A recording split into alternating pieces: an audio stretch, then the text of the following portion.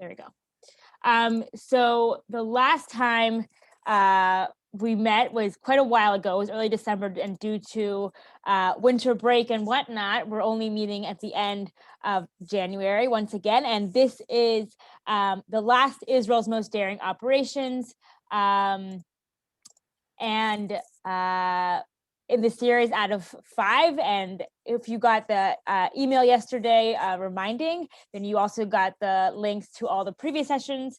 And I will be sending that as well tomorrow with additional resources and information that you can follow up on regarding what we're talking about today. But the subject today, compared to previous sessions that were about specific operations, this one is talking about how Israel deals with terror. And before I actually start, I do also want to share, and it's been a while since I shared about this, about an initiative that I'm doing along with other shlichim in this area called Life Online. So if you're interested in additional content about a variety of subjects, from Hebrew to Israeli culture, and talking about pretty much anything, but just with people who are very passionate as me, but not me. So the first link that I put in the chat right now is to our bi-weekly email. And the second one is to our Facebook group, which is more day before, day after type of updates. So if you're interested in for more content, feel free to sign up for that. I'm in charge of the email, so it really is short, sweet, and brief. Okay, so with that, we will begin. Here we go.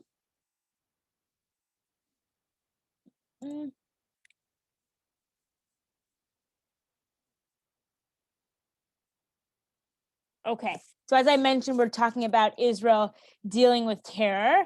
And what we're going to do basically is that I am going different than previous sessions where we focused on one specific operation and then talked about the development of movies afterwards, or movies and TV shows afterwards. What we're going to do this time is that I'm going to talk about different ways that Israel's dealt with terror, focusing on from 1970s with the appearance of a specific group, which we'll talk about, and then talking about that I was out of Israel, and I'm talking about something that happened in Israel, and then finally we'll end with something that's a bit more recent and also that I connect to personally as well. And I will mention some TV shows and movies, but it's a little bit different this time. As you can see, the bottom picture here is Fauda, so I'm not going to be talking about Fauda. I think everyone knows about Fauda. If you don't, it's on Netflix. And there's multiple sessions that already exist to talk about this incredible show that's known worldwide, but I'll be trying to focus on things that perhaps are a little less known. So in fact, this time what's a little bit different is that we're going to be using the trailers in the session as well, and we're going to be starting with a trailer. Here we go. Okay. I don't know if you hear my email, so I just turned that off. Okay, so we're going to be starting with a trailer now, and then we'll be continuing with the content of the operations themselves, as I mentioned. So here we go.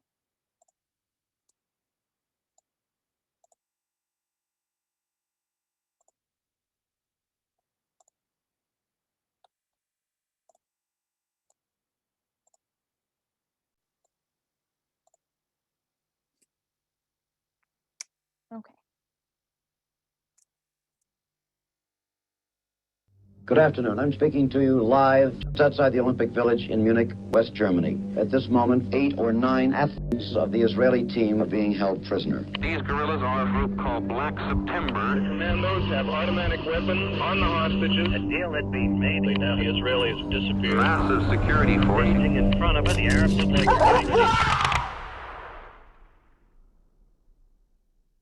They're all gone.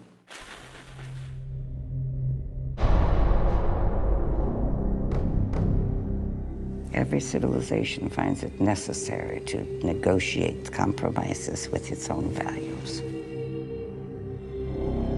We want to ask you, will you undertake a mission? You will have to leave the country and your family. I can't live with refusing this. We have 11 Palestinian names. Each had a hand in planning Munich. You're going to kill them. one by one. We deposit money into a box that doesn't exist. 200,000 for one name. Am I alone?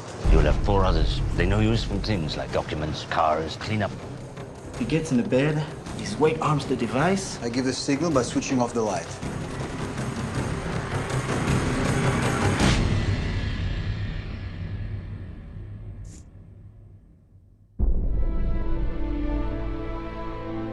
It's strange to think of oneself as an assassin.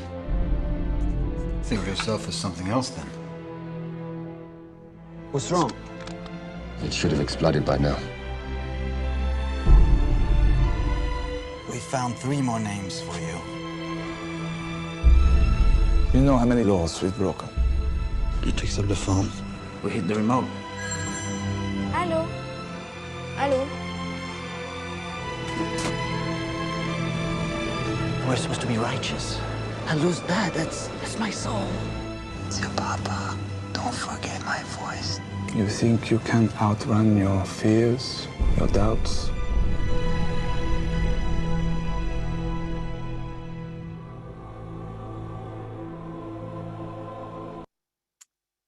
Okay, so this movie mostly focused on following a certain terror attack and a certain operation. So I'll be going not into every specific regarding the operation, but giving the backstory of what the movie is. So the movie is talking about Munich, which happened in 1972, the Munich massacre. Before going to the specifics of that, I'll take a step back as to the organization, which basically, the picture in the middle, it has to do with the organization that initiated it or planned it or executed it. So we're going back to 1970 with when King Hussein basically targeted Palestinians, and it's not clear how many he actually killed. It's between 2,000 to 7,000. But basically from that point, the person left, Yasser Arafat, founded this organization called Black September. Originally, all their terror attacks were targeted against Jordanians because of King Hussein targeting them. And nobody noticed or really cared about the terror attacks they were doing internally until 1972, the Munich massacre. So basically what happened, the Israeli team were in their rooms, and these people here with the ski masks went in the rooms, killed 2 people immediately, kidnapped 9, and there were actually a few people who were able to escape just because they were in a different room. And I actually have an article that I will share of one of the people who survived, meaning that were not part of the massacre. What happened was that the person on the bottom left, this was the head of the Mossad at the time, Tzvi Zamir, wanted to get involved and wanted the Mossad to get involved in saving the 9 Olympic athletes.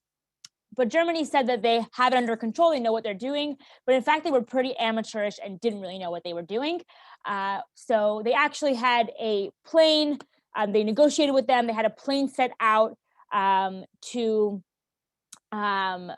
take the terrorists with the hostages. They arranged that, and once they arrived to the plane, they realized that the terrorists themselves realized that there were no crew that were there, and immediately saw that it was a trap, and killed all of the 9 Israelis that were there.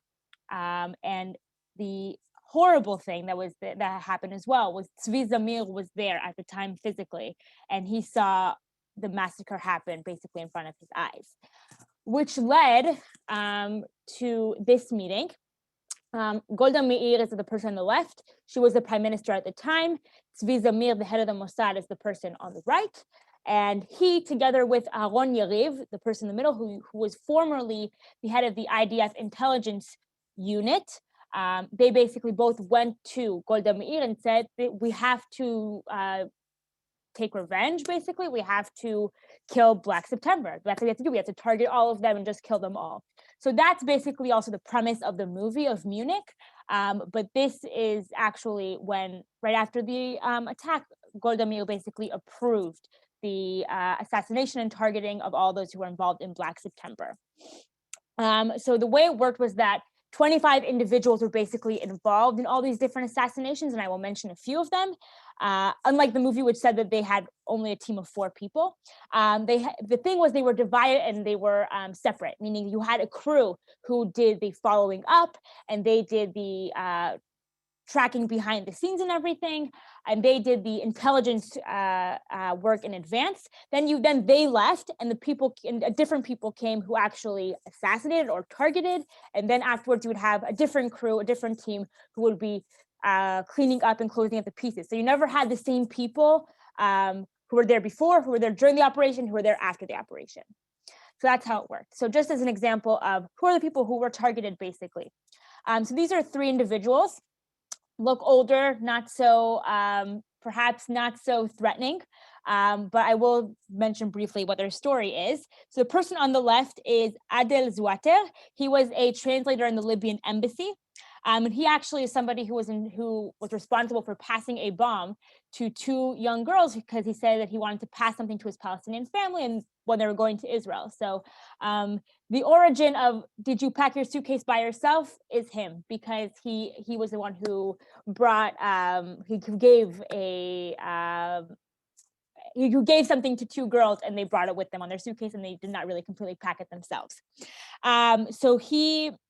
And the idea was that the plane would blow up. It did not in the end, luckily. And he was shot 12 times outside his home after doing intelligence of what his regular route is. He was also, following his death, Lebanese papers said that he was part of the Palestinian cause. So you wouldn't expect it because he was a translator in the Libyan embassy, but in fact, he was very much involved in terror attacks. The person in the middle, his name is Dr. Hamshir, who was a historian in France. He had attempted assassination on Ben Gurion. He was also involved in basically an explosive blowing up in a Swiss plane, which killed 47 people. And what happened was they basically put an explosive under his phone in his house, and once he picked up, they clicked a button and blew up the explosives. The doctor was fatally wounded, and he blamed the Mossad and then passed away. And then finally, we have on the right Hussein Abed Al-Khil from Cyprus, who died from explosions in his hotel room. And Black September, in response, killed an Israeli spy agent who was there. And when his replacement arrived, he had the same fate. He was killed through the explosives in his hotel room. Black September, as a response, though, went to the Saudi embassy in Sudan and killed the American diplomat and his deputy, as well as the Belgian diplomat that was there. So after these assassinations that happened one after the other, comes a bigger operation. And this involved after receiving some intelligence about the fact that in Lebanon, there is one apartment building that in this apartment building live 3 people who are high up in Black September. And as you can see, this is a young picture of Arafat. I couldn't get exact pictures of these people, but from what I could tell, these are the 3 people who are high up. So we have here and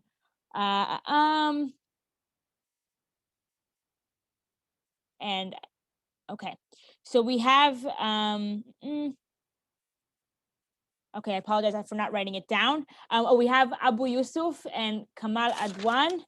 I thought I wrote it down, but I can't seem to find it right now. So one, Abu Yusuf was the head commander of Black September. Kamal Adwan was the operational officer of Black September, and there is someone else as well who was the spokesperson of Black September. So basically what happened is this is a more complicated operation, which involved not only the Mossad, who did intelligence in advance, but also elite units in the IDF as well. So what happened is that they found out that on 1st of April 1973, they found out that on this Vardan street lived the same these 3 people who are high up in Black September, and on the 9th of April, they already began the operation. So what exactly did they do? So on the 6th of April, there were 6 tourists who appeared in Beirut, and they put 6 cars upon the shore of on the Lebanese shores. And afterwards, the elite unit of the paratroopers arrived. And here, for example, you have Ehud Barak, if anybody knows who he is. So this is a young version of Ehud Barak who was part of this elite unit. And he actually put, for example, explosive in his bust. He wore a wig pretending to be a girl. And that's how he smuggled that into Lebanon. And then here we can see them all preparing for the operation itself. So what they basically did was that the forces were divided into 2. One force went to the headquarters of Black September, and the other force went to this apartment building in Vardan Street. So while one of the forces was going into the apartment building, the other force in the headquarters actually began a shooting match in which they were trying to put explosives in the building and to retrieve as many documents as possible to take back with them to Israel. At the same time, another different force went into the apartment building and basically killed all of these 3 people who were high up in Black September. And that basically brought to the end of the official organization. And I read in preparation of this session, I read this great book of Sayeret Matkal, which unfortunately has not been translated into English, but I will send a podcast about that. And it ends with describing that as they were leaving the shore of Lebanon, they saw the building blow up and all these documents flying out, and they managed to take documents as well. So basically we have pretty much the official end of Black September. The thing was, there was one more person left who was pretty high up in the organization, and this is him, Ali Hassan Salama. And as you can see, he's right next to Arafat as well, and he was considered to be his successor. And he was his right hand man, and this was the final target that the Mossad wanted to truly make sure that Black September disappears. So what they did, so important information about Salama first is that in the 1977, he married Miss Universe, the first Miss Universe of Lebanon. Her name is Georgina Rizek. And basically a little bit afterwards, they obviously moved back to Beirut. They were in Beirut, but at the same time, a single British woman, which I could not find a picture of hers, unfortunately, and you understand at the end of the story why. In 1978, she moved to Beirut, and she basically assisted people who were in poverty there. But at the same time, she also watched a movement of a specific car that was going from Fatah headquarters to his home and back every day. She noticed that basically Salameh would go from the Fatah headquarters where the Black September basically had their organization to his home for lunch and then back again. And she noticed the route that he would go. The part of that route went under this woman's house as well. So basically what she did was then notified the Mossad when she had realized how his pattern. And in January 1979, a ship arrived with explosives, which she picked up, Miss Erica Marie Chambers, and she rented a car and put the explosives in that car. And on the 21st of January, what happened was that rental car was placed right next to the car of Salameh, and this is what happened. The car blew up and basically put on fire the car next to it and killed the people who were inside as well, which included Hassan Salameh as well. And when Arafat heard the news, he actually cried. But this really brought the end of Black September, and in fact, Israel achieved its goal. Munich also talks about other things as well regarding regarding this whole situation or having to dealing with terror, but definitely as what we can see here is one of the ways to deal with terror is in fact targeted assassinations, as you can see from all the different examples that I gave up until now, basically. Okay. And also another thing that I wanted to point out is that we see that two organizations operated here together as well, which is the Mossad and the IDF as well, and they were together for that. So that basically concludes the operation that happened outside of Israel, and really the beginning of this true organized terror, meaning up until that point you had wars with countries or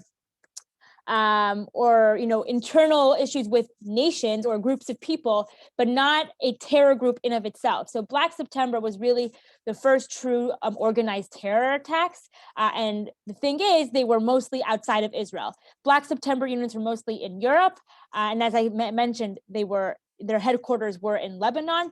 And once 1979 basically arrived, that's when they finished it at that. But you have all these terror attacks internally in Israel as well. So unfortunately, there are many of those.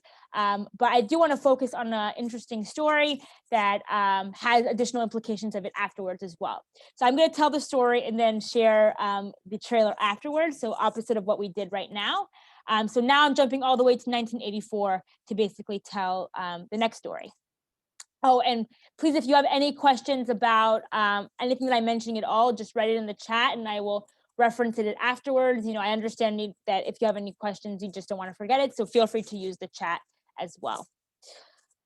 Okay, so 12th of April, 1984, we are arriving with the story of Bus 300, which as an Israeli, I feel like that I know the story, but I'm not sure that it's as known abroad.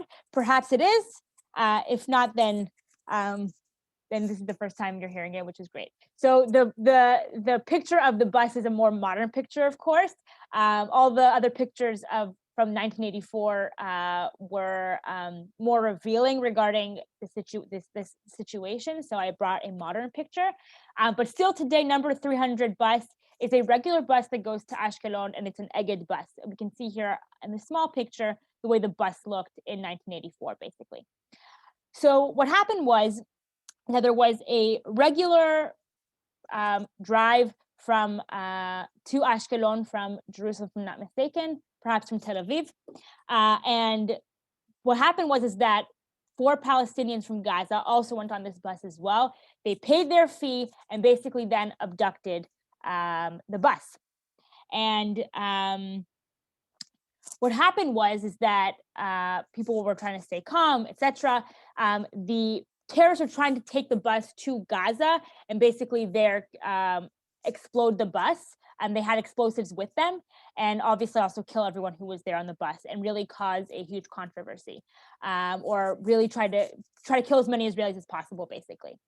So what happened was that the passengers really were trying to remain calm, but one of them, named Esther Ben Chul, which unfortunately I could not find a picture of hers, she was really, in my opinion, and many as well, the hero of this story. She was pregnant and pretended to be nauseous and throwing up and not feeling well, and claiming that she has to get off the bus.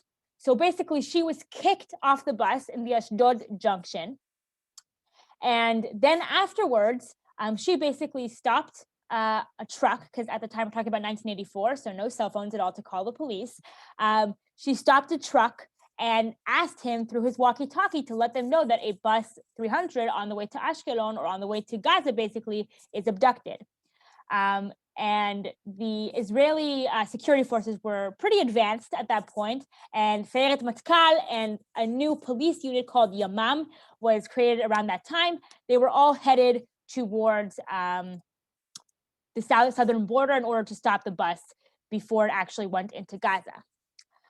So basically what happened is that they first of all shot the 4 tires in order to stop the bus, but then you have this situation that we see here. This is the bus. There are people inside. What are we going to do? How are we going to make sure we let them out safely? I have no idea why at this point the terrorists didn't blow up the bus or attempt to, but that was the situation. I think they were trying to negotiate or something of the sort before actually doing it. But what happened is that the Sayeret Matkal and Yamam, in the end, the Sayeret Matkal were the ones who took the lead on this. And the operation basically went like this. They first of all did it at night because they knew that the nighttime and the darkness was to their advantage, basically. And a force went from the back, the front, and the right side.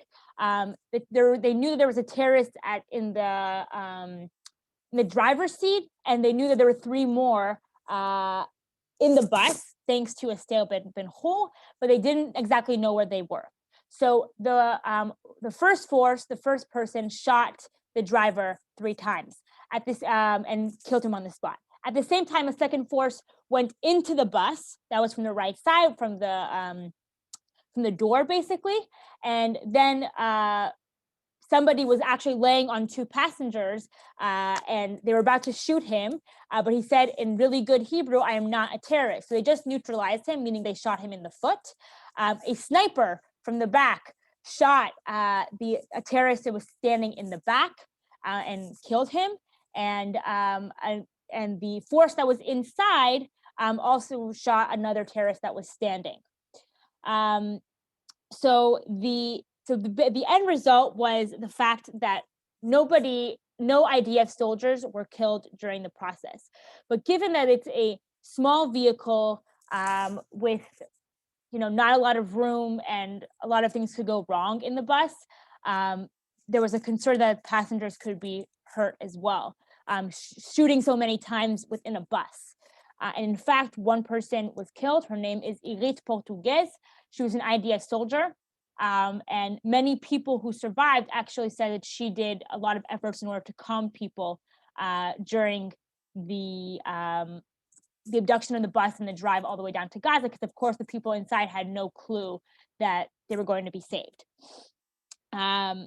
So it is most likely friendly fire that actually killed her, unfortunately, but she is definitely considered a hero of the abduction of bus 300. In addition, 3 other passengers were injured, and they survived, and they were taken to a hospital nearby.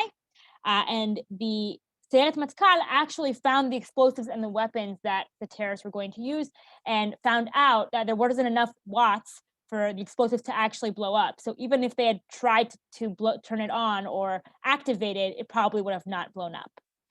So that is the conclusion of the operation itself, but then this takes a spin. There was another terrorist that was in the back of the bus and was taken off. So basically you had 2 terrorists who were alive, one who was shot in the foot and another one who was just taken down. And then there were reporters, photographers who were there, and they took this picture. The person in the middle is the terrorist, and this picture is so important because it shows that, in fact, there was a terrorist who was alive. I'm mentioning this because later on in the evening, when they were sharing about the news of the situation, they announced that all 4 terrorists were killed, which brought many thoughts and speculations regarding what happened to the 2 terrorists who actually survived the situation, the operation, or the clashes, basically, when the operation took place. So this brought an opening of an investigation, which found many different things. Found out, first of all, that the 2 terrorists who survived were under these 2 terrorists were given to the Shin Bet. So now, not the Mossad, but a different security organization. They were given to the Shin Bet, and the head of the Shin Bet ordered for them to be beaten to death, and that's exactly what happened. They found out that an IDF officer was actually a spy for a different country, and they also found out that the Shin Bet actually uses methods of torture for terrorists. And so, in a sense, the abduction of bus 300 not only is a story about how Israel deals with terror, but also shows another thing, that they took into account their misconduct and basically use that in order to refresh their code of conduct and their methods and the ways that they deal with terrorists and what are correct and ethical and moral ways to do so. And it really was a huge controversy in Israel that very much shook the security bodies in Israel. So basically, oops, sorry, I jumped ahead. So basically what we can see in this story, and the reason I chose this among, unfortunately, many terror attacks that have happened, is one, that it's a bit older. The second thing is that it's a relatively good story, as there mostly everyone survived. There was no extremely major losses, and that it had additional implications to Israeli society afterwards. So in a way, if we're asking how does Israel deal with terror, we have, those targeted assassinations. We have, Sayeret Matkal and, elite police unit who are dealing with the terror, but also, in fact, that there's an actual right way to do so, meaning we don't just target everyone, we don't just torture, we don't just beat somebody to death, that Israel has moral and ethical standards. And I thought that this story really brings that across as well. And I see that we do have relatively time, so I'm going to show the trailer of a docudrama movie, which is an Israeli movie, but this has subtitles, and you can rent it on Vimeo with English subtitles as well. So I will share about that, and then we will continue.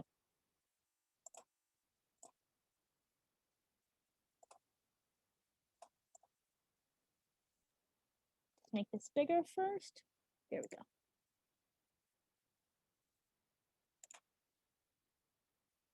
טוב לכם, שלום רב, תומן הערב בגלי צה"ל, באולפן, מיכה פרידמן. תחילה הכותרות. אני רוצה להתחתן איתך.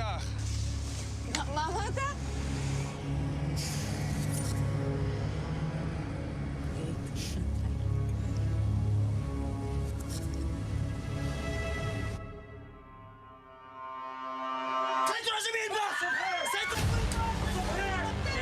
כולם לסגור הטייסים עכשיו! לסגור הטייסים!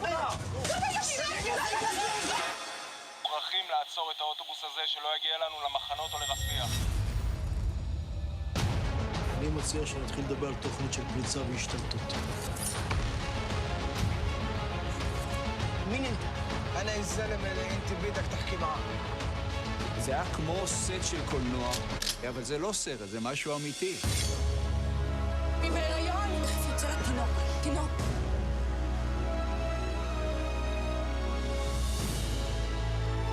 חבר'ה שנכנסים יודעים את העבודה. הדברים האלה בדיוק אנחנו מתאמנים.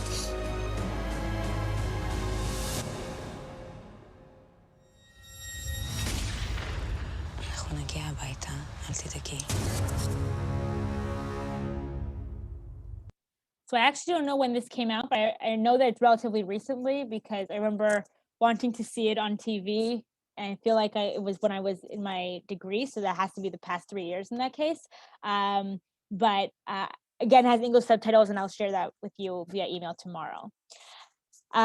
So the last operation that I want to share before I show some, we go to the second part of TV movies and trailers and TV shows and whatnot.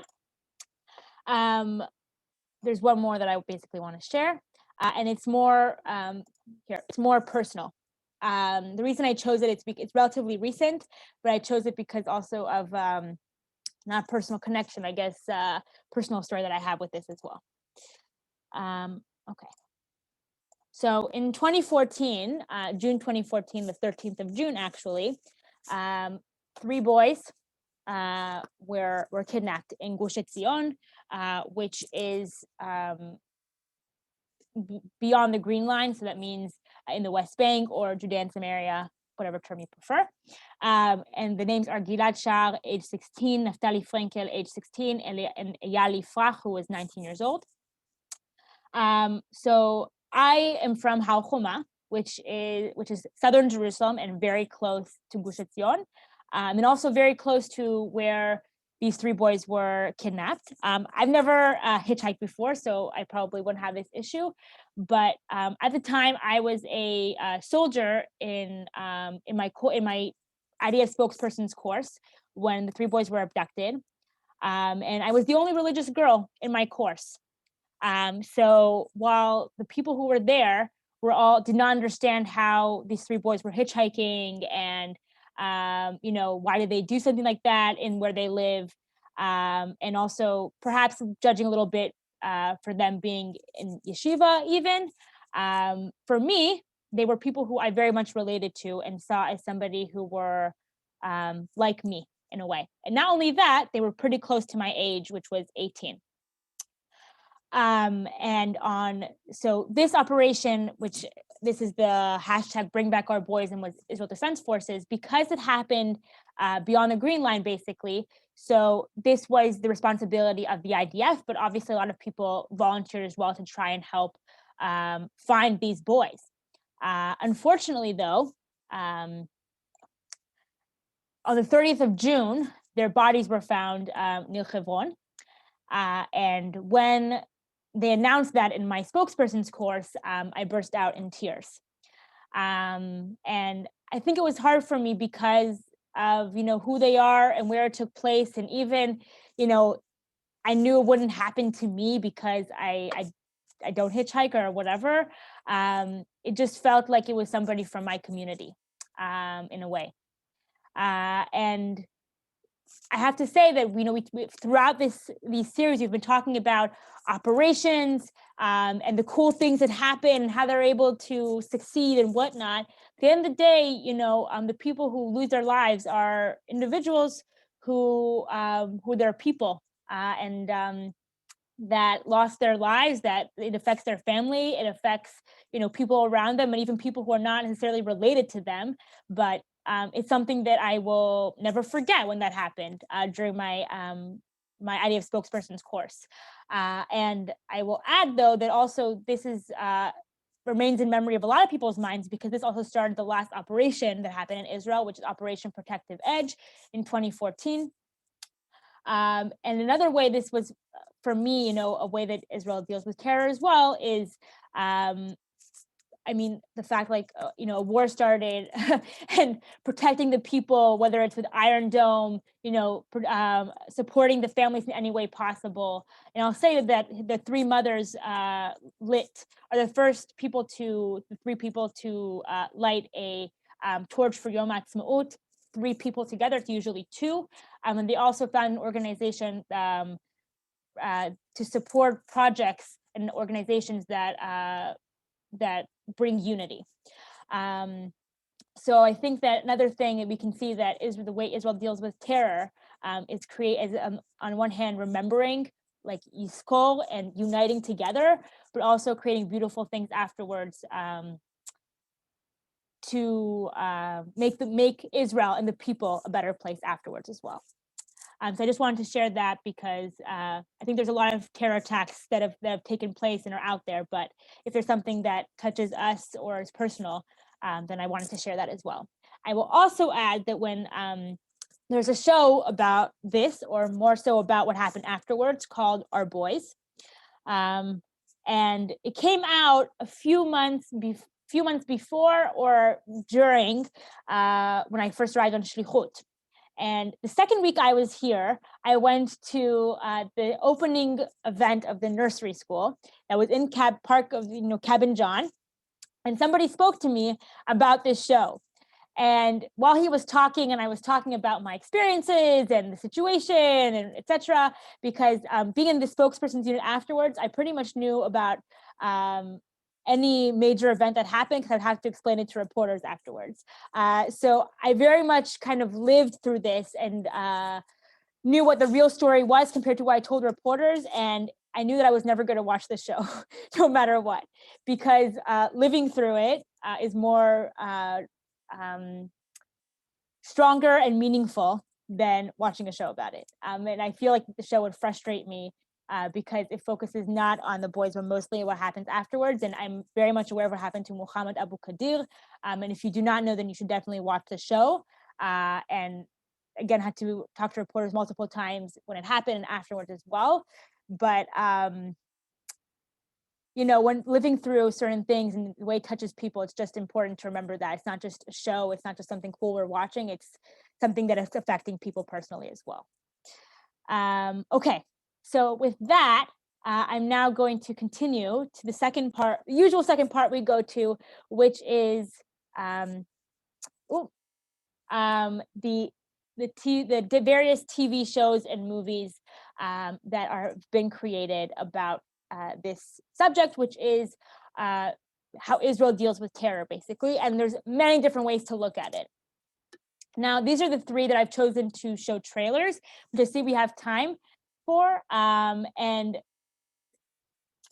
compared to previous times when I've spoken about the development and of the cinema and why they did it and etc. I think it's pretty much obvious, meaning throughout the existence of movies and TV shows, there have always been, whether it's James Bond or I don't even know, Nancy Drew, whatever, the spectrum is, people are always interested in the mystery, in the drama, in the operations, in the cool stories. So it's no wonder that there are TV shows and movies that exist. Now, the question of specifically why now, I couldn't really find. I did have one answer, which is in the previous slide, and I want to thank Joe, I don't know how to pronounce your last name, Musher or Musher, who sent me this article, and I really wanted to incorporate it into the presentation tonight.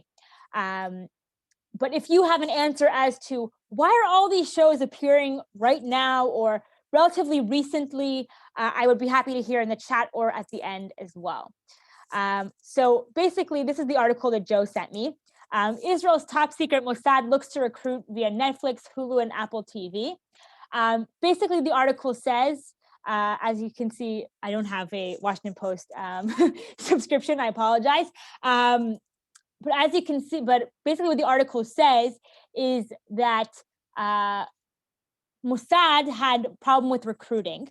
And in fact, they've been using all these TV shows and movies that have come out to their benefit, and actually upgraded the website in order to actually make being a spy or being in the Mossad seem cool again. However, when you actually interview people who are working in the Mossad or worked in the Mossad, this whole concept is bizarre to them that it is so public regarding, how obvious they want to recruit, because they're used to so much being in the shadows. Just as a reminder, so Mossad are usually in charge of any operation or situation that happens outside of Israel, okay? But the reason Sayeret Matkal actually were involved in Entebbe because it was so public. So the Mossad only just assisted with intelligence of the airport or the hangar, but they didn't do the operation themselves because it was so public from the minute it started. So the people who have worked in the Mossad before are used to always being in the shadows, being behind the scenes, being very secretive. And the fact that it's so public now is a bit weird, but perhaps that's a reason for all these shows appearing right now. Mossad wants recruitment. I don't know. If you have any ideas, I'd be happy to hear. So these are the three trailers I'm going to show right now. And I purposely not showing Fauda because I think that it's very known already. All of these are available, as you can see, Netflix. This is on Apple TV Plus, the Tehran, and Inside the Mossad is Netflix as well. And this is actually the series and the trailer I showed in the beginning of the series. I have a different trailer now, but these are the three I'm going to show now and explain why I chose these and the difference between them afterwards. There are more shows that I found and referenced, I was thinking of showing as a trailer, and I will send that all tomorrow as resources as well. Okay. So the idea of this is just to expose different ways that Israel deals with terror, basically, and different kinds of shows that are expressing and showing different types of periods and timelines. And wait, the trailer just started, sorry. And I'll explain the differences more afterwards as well.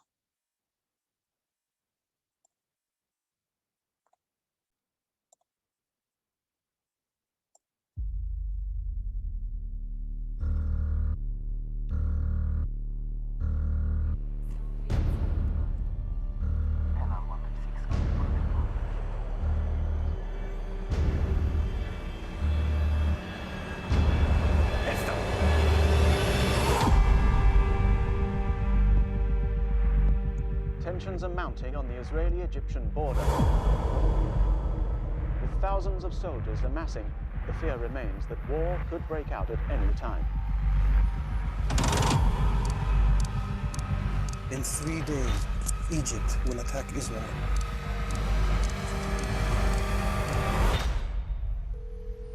Israeli Embassy, how may I direct your call? Israeli ambassador, please.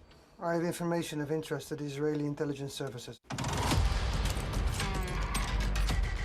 I want to watch every move he makes. Find out whose side he's on. The son of the great Nasser, working for the Israelis? If you do something big, you have to do something bigger. Why are you helping Israel? Because millions of innocent people will die on both sides, that's why. You can't lie to me. I'm trying to save our family. No one? You're known as the Angel.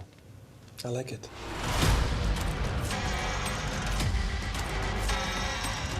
You need to learn to handle your acid.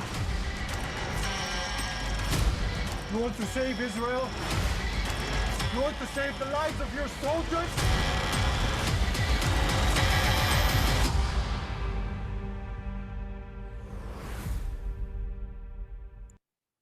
Okay, off to the next one. One moment.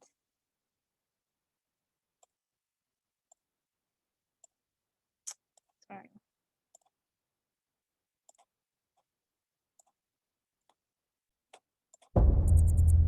You have 47 minutes. Stay in communication with me. Do what you have to do. I will be home by tomorrow afternoon.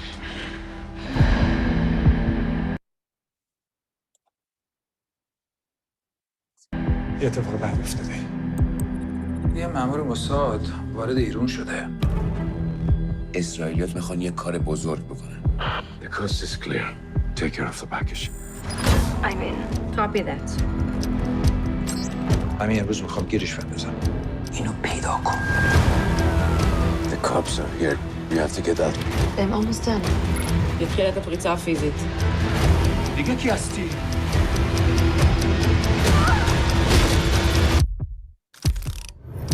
The mission is burned. They're on to you now. من مخلوط شدم؟ از مسکن خشب.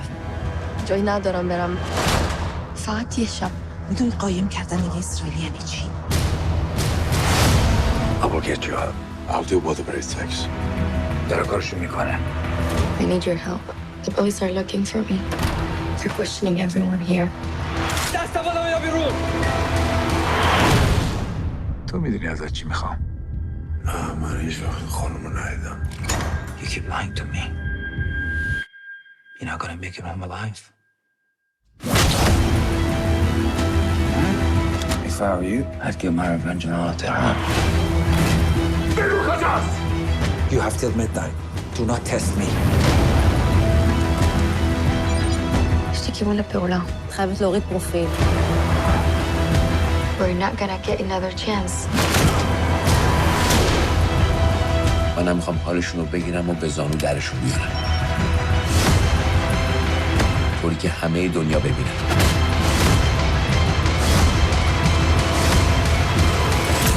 There's no going back now.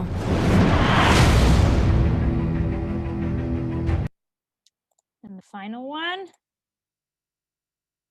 Go.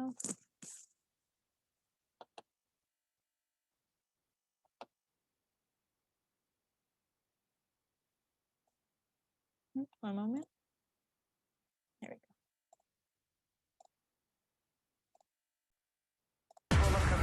Was killed in a bomb attack. Assassination of a leading Iranian nuclear scientist. The assassination of Mahmoud al-Mabhouh, crime the police are pinning squarely on the Israeli intelligence agency Mossad. לא הורגים למי שלא צריך. זה הכלל. טרוריסט שבורח הוא טרוריסט שונה לחלוטין מטרוריסט שלא בורח. זה לא יורה, אני מקווה.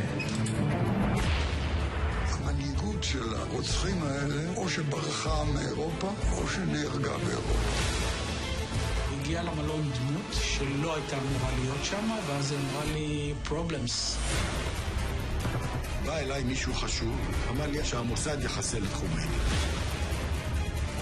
היא ההחלטה שלי, רודפת אותי עד היום. הדימוי לא רחוק מהמציאות. לפעמים המציאות עולה על הדימוי.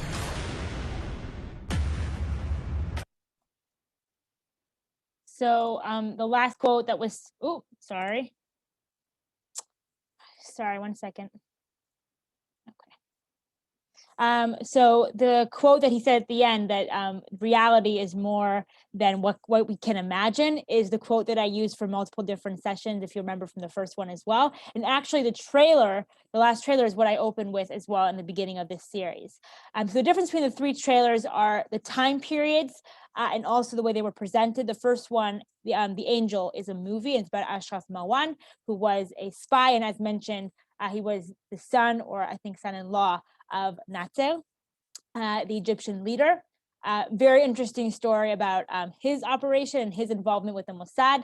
The second one is a series on Apple TV, which is, I think, less known, but will be becoming more known, about Mossad agent in Iran. And I will just note that anybody who has any Persian connections and has some grandparent or descendant from Iran is immediately taken by the intelligence in the IDF, and often have a lot of have a security career in front of them afterwards, because there are not many of those at the moment who still actually know to speak. And the last one, which I think is so interesting, is the documentary of Inside the Mossad. These are people who are actually Mossad agents themselves. And Tzvi Zamir, who I pointed out, who was the head of the former head of the Mossad, he actually appears in this as well. And it's fascinating to see these characters, how they speak, how they talk, how they still maintain that agent and spy characteristics about them as well. And I wanted to point those three out because I think they're unique stories that we don't always see or know or talk about, and some of these are less known as well. So that's why I wanted to share them with you. And in order just to summarize before I open for questions, I want to say that basically since September, this series is focused on the development of the Mossad, of various specific operations. And although I'll say that the most recent public operation they did, from what I could concur, was the finding documents from Iran about their nuclear bombs, which Netanyahu exposed in 2018. However, I saw an article mentioning that all the peace agreements that happened with the UAE and different countries with Israel actually was a Mossad original operation that they've been making connections since 2016 with all these different countries.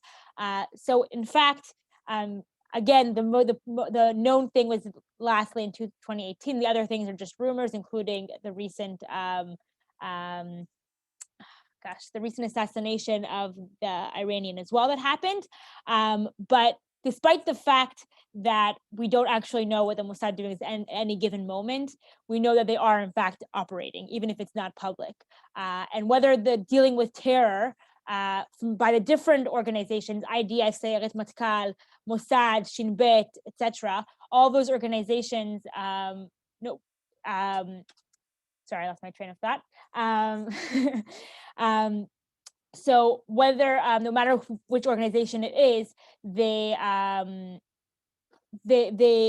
basically do whatever they can in order to protect the people and thwart terror, and do what they can in order to basically make sure that the people in Israel are living in peace. And yesterday was International Holocaust Day, and I spoke about this with the people who are in my Jewish history class, but for many years, Jewish people did not have basically an ability of their own to take care of themselves and protect themselves and use intelligence like this and have capabilities like this.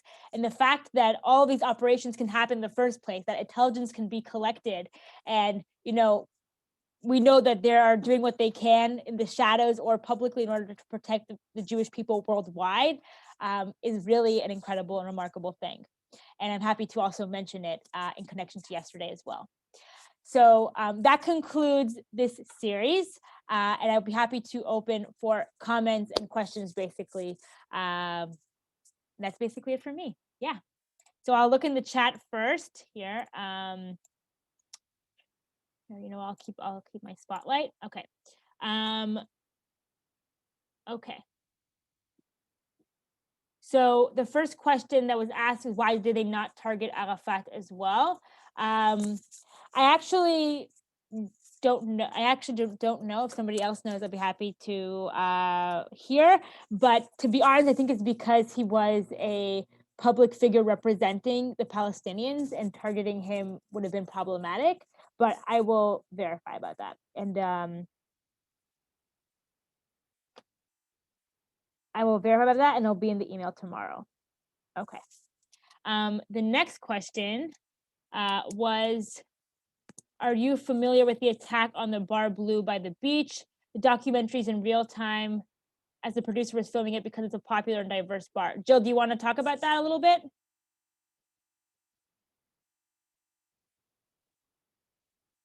I don't know if Jill's still I'm sorry. here. Yeah, I'm here. I was unmuting. Okay. Yes, the producer had a whole different, he was going into Israel, and he was going to, can you turn that down, honey? And he was going to interview, I guess it was someone high up Muslim, but he was not allowed to. So he was going to fold up his whole project, and he decided to go to this bar by the embassy, by the American embassy, called Blues by the Beach. And it turned out that Blues by the Beach was a really diverse bar, and he started interviewing the people there and going back every night and, making a documentary out of it. And in the middle of the documentary, a suicide bomber came in, and it exploded. And so some of the people he interviewed had passed away, but the story becomes even more personal for us because my husband's friend Zvi's daughter was at the bar that night, was saved by another fellow, an Ethiopian Jew there, and they ended up getting married. Unfortunately, they're now divorced, but it was a very traumatic experience. And we did have the movie at B'nai. I remember that there was something wrong with it, and I checked today when I was there, and it's cracked. So I am going to reorder it so that we have it. But thank you. Okay, good good to know. Great. So I see that there are a lot of people recommending Tehran, and I will add, though, that I personally really like the shows that are authentic and in the real language. And I think Fauda and Shtisel even has caught people's attention. She said it's completely not operation related, but it's caught people's attention because it's so authentic. People are speaking Yiddish, they're actually speaking Arabic and Hebrew. It's not just, like the Angel movie that they're speaking English. I promise you, in Egypt, they did not speak English. So rather than Americanizing it like The Spy with about Eli Cohen or The Angel, it's in fact seeming much more authentic with the fact that they're speaking Hebrew and Arabic. I'll see if there's any other questions. I think that's it. Does anybody have any more notes? Yeah, I did want to mention another really interesting story, and it's called The Green Prince. And yes, in fact, I actually heard the Green Prince speak. He was sponsored here by a couple that is really involved with, I think it's the JNF, but his father was, and you'll have to correct me, was he head of Hezbollah? No. He was one of the leaders of Hamas.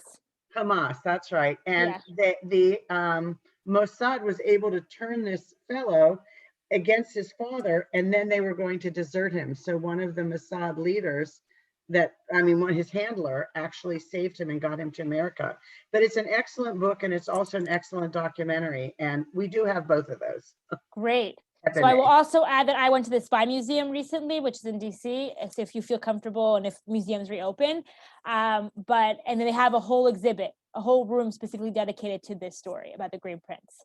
So if you're interested, it exists there. Rotem, who I see is here, we went together to the museum, so she can vouch for that as well. I'll ask one more time, does anybody have any questions or comments or additional information to add about and the series generally, about this today?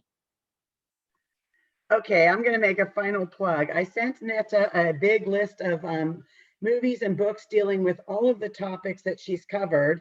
And I want to remind people that even though B'nai Israel is closed, we do have an online catalog, and you get to it through, you go onto the B'nai Israel website, you go to education, and from education, you go to library. If you tap on that library, you'll see writing, and then you'll see the online catalog. And we have a tremendous amount of material.